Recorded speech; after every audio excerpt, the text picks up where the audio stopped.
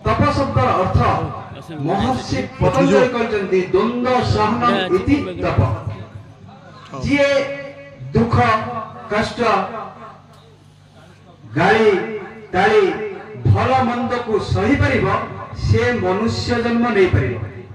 कहिना मनुष्य देखो दी प्रकार प्राणी अछंती दुनिया रे। गोटे होची शैक्षणिक प्राणी, गोटे होची नैसर्गिक प्राणी। शैक्षणिक प्राणी होची कि ना जे जन्म होला पर किछि शिखिता, और नैसर्गिक प्राणी होची से जे सियाउ शिखि के आस्ता। जेमति कि मांकड़ को आपण गछ चढ़ेवा शिखि ना, से सियाउ शिखिछि। गाय की नई पहरिबा शिखा जायनि, से शिखिछि। किंतु मनुष्य गोटे प्राणी से शिखि थाए। मनुष्य शिखि थाए, मनुष्यर ज्ञान बल शिखि थाए। तेणु मनुष्य भीतर गोटे पशु और मनुष्य भीतर गोटे फरक ना आहार निद्रा मैथुन जमती से करुचंती, मनुष्य भी ठीक से करुची। मनुष्य भीतर गोटे जिनिस अछि कोन ना ज्ञान। ये ज्ञान भरे जेते जीवजंतु अछि मनुष्य ताकू सहयोग करुची, मनुष्य ताकू बंचिया पाई मार्ग देखैछि। बाघ को भी मनुष्य जेल रखि पाछि को बोले ना ज्ञान भरे। सेति पाई सद्गुरु शिवनी कहते ज्ञान रे शक्ति अछि। बोले सद्गुरु शिवनी महाराज की जय। तेणु से ज्ञान भरे मनुष्य आज बलियान हेछि।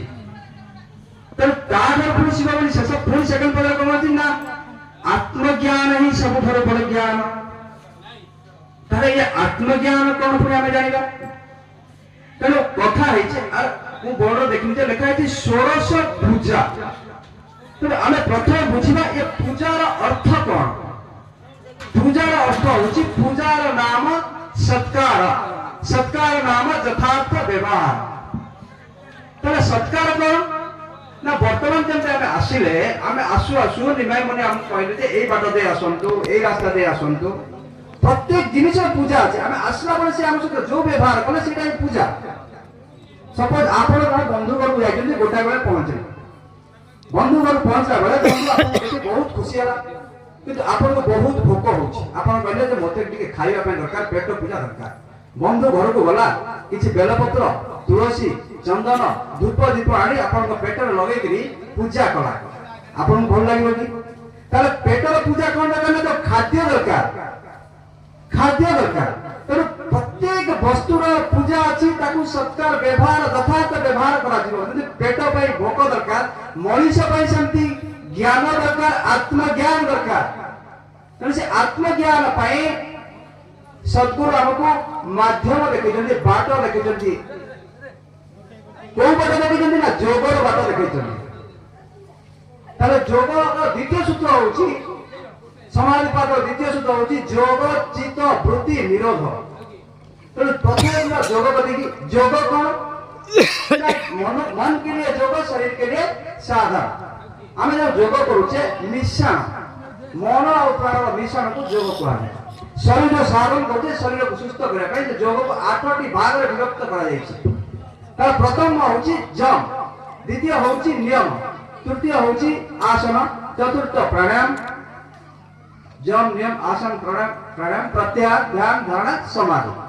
जम रो संक्षिप्त भाव में कहला बेले जम कहले हम भीतर जेते खराब गुण अछि ताको हमें बाहर करबो।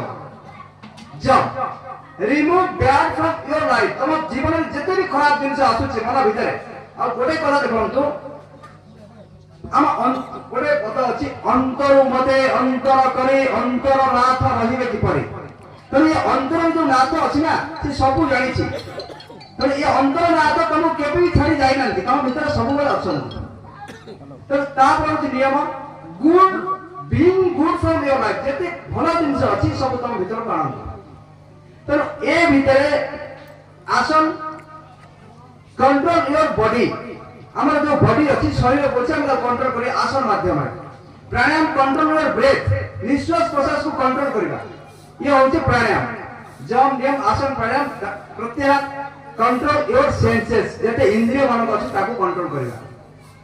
तापर आला ध्यान धारणा समाधि। ए गोटे होची control your mind. A main कथा होला माइंड के कंट्रोल करिया को पड़िबो। ताले जे हमें योग माध्यम को जाई परिबा, आत्मज्ञान प्राप्त कर परिबा। जो आत्मज्ञान रे सत्य चित आनंद अछि